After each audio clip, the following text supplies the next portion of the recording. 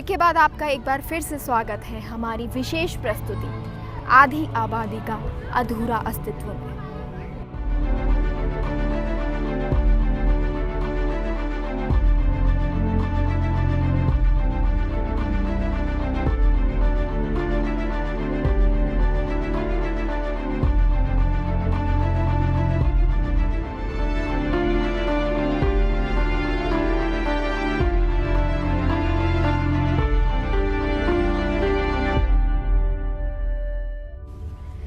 कहते हैं जो चिराग आंधियों से लड़ते हैं वो इतिहास के पन्नों में युगों तक जगमगाते हैं। ऐसे ही कुछ चिराग हैं जिनके संघर्ष की कहानी उनकी सांसों के साथ शुरू हुई और उनके जज्बे ने देश के मस्तक पर अपनी कामयाबी का तिलक लगा दिया।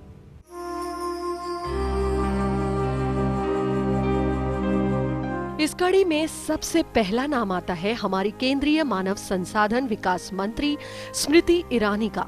जी हाँ, सही सुना आपने, स्मृति ईरानी, जिन्होंने अपनी प्रतिभा से अलग अलग क्षेत्रों में, चाहे वो अदाकारी हो या राजनीति या निजी जीवन, जिसमें एक मिसाल कायम की है। उन्होंने ये बात कही कि मैं पहली बार इस बात को जाहिर कर रही हूँ कि मेरी माँ बहादुर थी, इसलिए मैं आज आपके सामने खड़ी हूँ। जब मैं पैदा हुई, किसी ने मेरी माँ को इशारा किया कि बेटी तो बोझ होती है, इसलिए इसे मार दो।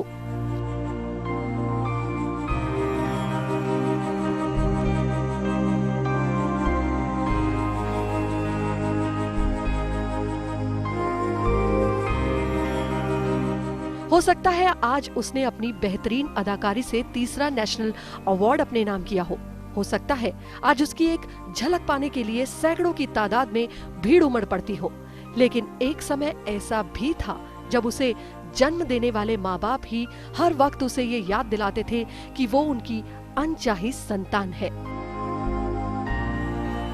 जी हाँ, कंगना रनौत, जिन्होंने आज भले ही अपनी बेहतरीन अदाकारी से सभी को अपना मुरीद बना लिया हो, लेकिन उन्होंने ये बात मानी है कि उनकी बहन रंगोली से पहले उनका एक भाई था जो 10 दिन ही जिंदा रहा, लेकिन उस बच्चे की चाहत से कंगना के माँ बाप उबर नहीं पाए और जब कंगना का जन्म हुआ तो उन्हें हर वक्त ये याद दिलाया जाता था कि वो उनकी अनचाही संतान है।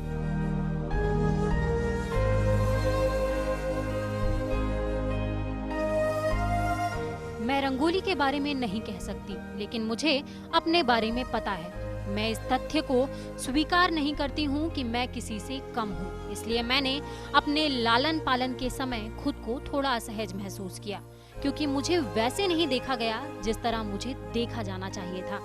मेरे माता पिता की रंगोली से पहले भी एक संतान थी जो लड़का था। जन्म के 10 दिनों के भीतर ही उसकी मृत्यु हो गई। उसे हीरो नाम दिया गया था। मेरे माता पिता लड़के को खोने के दुख से उबर नहीं पाए थे। उसके बाद रंगोली का जन्म हुआ।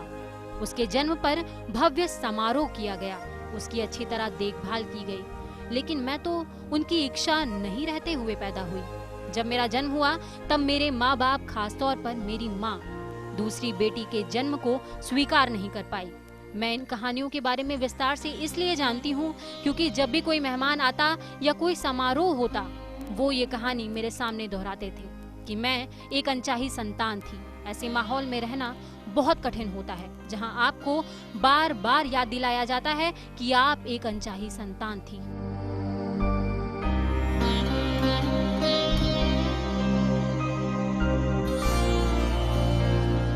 अब बात करेंगे राजस्थान की विश्व प्रसिद्ध कालबेलिया डांसर गुलाबो की, जिसे नियति ने शायद सिर्फ इसलिए बचा लिया हो क्योंकि उसके हाथों राजस्थान के सांस्कृतिक कालबेलिया नृत्य को विश्व पटल पर चमकना था, वरना वो कब की अपनी दकियानूसी परंपराओं की भेंट चढ़कर जमींदोज हो चुकी होती।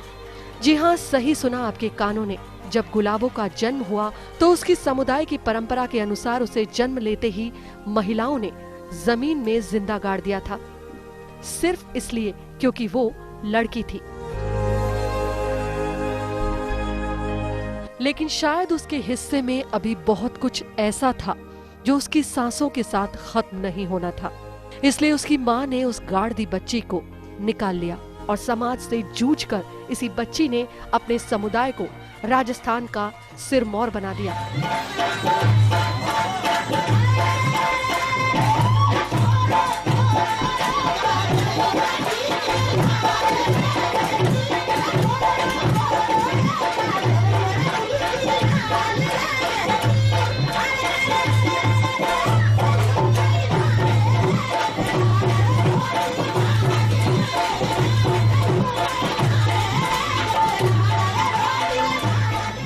मेरे घर में 3 बहनें थी और 3 भाई थे।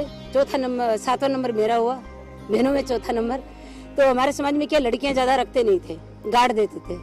और वही मेरे साथ हुआ कि मैं चौथी हुई तो मेरे पिताजी घर पे थे, ने मेरे को ज़मीन में गाड़ दिया था जिंदगी।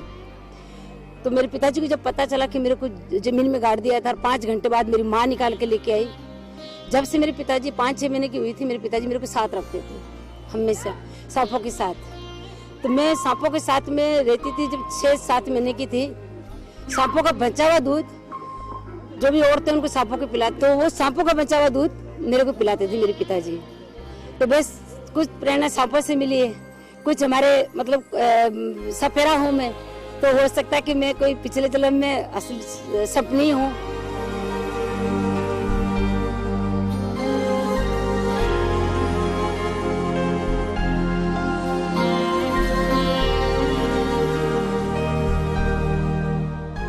ये सिर्फ कहानियां नहीं बल्कि समाज की वो हकीकत है जिससे हम हर बार मुंह चुरा लेते हैं। इस हकीकत को अपनी दहलीज में ही दफन कर देना चाहते हैं ताकि घुटते हुए और रुधे हुए गलों की सिसकियां कहीं हमारी काली नीयत की चुगली न कर दें।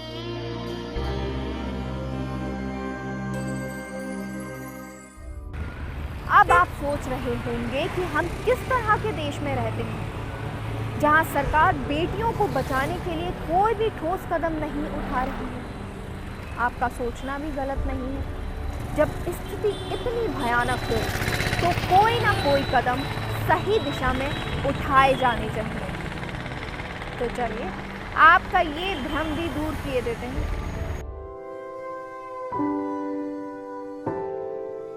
ऐसा नहीं है कि काम नहीं हुआ, कानून नहीं बने। सरकार ने भी लगातार अपने देश की बेटियों को बचाने के लिए पहल की और कानून भी बनाए। तो आइए जानते हैं कन्या भ्रूण हत्या से जुड़े कानूनों के बारे में। प्रसवार्थ निदान तकनीकी अधिनियम 1994, लिंग की जांच और उसकी हत्या के खिलाफ कानून, गर्भ में पल रहे बच्चे की लिंग की जांच करना या करवाना, शब्दों या इशारों से गर्भ में पल रहे बच्चे के लिंग के बारे में बताना या पता करना, गर्भ में पल रहे बच्चे के लिंग की जांच कराने का विज्ञापन देना, गर्भवती महिला को उसके गर्भ में पल रहे बच्चे के लिंग के बारे में जानने के लिए उकसाना, कोई व्यक्ति रजिस्ट्रेशन करवाए बिना प्रसव पूर्व निदान तकनीक अर्थात अल्ट्रासाउंड इत्यादि मशीनों का इस्तेमाल करे। जांच केंद्र के मुख्य स्थान पर यह लिखवाना अनिवार्य है कि यहाँ पर भ्रूण के लिंग की जांच नहीं की जाती। कोई भी व्यक्ति अपने घर पर भ्रूण के लिंग की जांच के लिए किसी भी तकनीक का प्रयोग नहीं करेगा। गर्भवती महिला को उसके परिजनों या अन्य के द्वारा लिंग जांचने के लिए प्रेरित करना। कानून का उल्लंघन करने पर सजा। पहली बार कानून का उल्लंघन करने पर 3 साल की कैद और 50,000 रुपए का जुर्माना हो सकता है। दूसरी बार पकड़े जाने पर 5 साल की कैद और 1 लाख रुपए तक का जुर्माना हो सकता है। लिंग की जांच करने का दोषी पाए जाने पर क्लिनिक का रजिस्ट्रेशन रद्द कर दिया जाएगा। प्रसव पूर्व निदान तकनीक के इस्तेमाल की शर्तें। गर्भवती स्त्री की उम्र 35 साल से अधिक हो। गर्भवती स्त्री के 2 या 2 से अधिक गर्भपात या गर्भस्राव हो चुके हों। गर्भवती स्त्री नशीली दवा, संक्रमण या रसायनों जैसे सशक्त विकलांगता पदार्थों के संसर्ग में रही हो।